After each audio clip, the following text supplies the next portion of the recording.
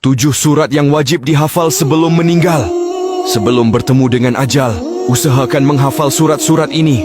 Seperti diketahui, kitab suci Al-Quran turun sebagai petunjuk maupun tuntunan kehidupan umat manusia.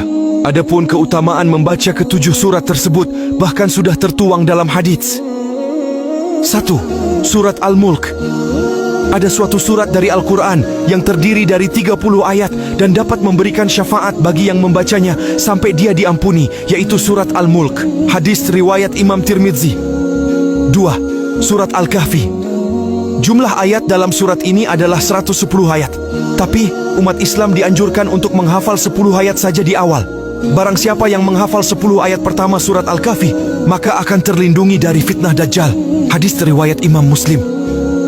3. 2 ayat terakhir surat Al-Baqarah. Surat Al-Baqarah terbilang cukup panjang, yakni mencapai 286 ayat. Tapi ada 2 ayat yang wajib dihafal, yakni ayat 285 dan 286. 2 ayat terakhir. Barang siapa membaca 2 ayat terakhir dari surat Al-Baqarah pada malam hari, niscaya ia akan diberi kecukupan. Hadis riwayat Bukhari, nomor 5009. 4. Surat Ar-Rahman. Menghafal surat Ar-Rahman membawa manfaat yang tidak main-main. Memiliki arti yang maha pemurah. Surat ini terdiri dari 78 ayat. Menurut riwayat Imam Ja'far, siapapun yang membaca surat Ar-Rahman dan meninggal dunia, kematiannya seperti mati syahid. 5. Surat Al-Waqiah. Rasulullah Shallallahu Alaihi Wasallam pernah bersabda mengenai surat Al-Waqiah ini. Apabila seseorang membaca surat Al-Waqiah pada tiap malam, maka Allah tidak akan menimpakan kemiskinan kepadanya.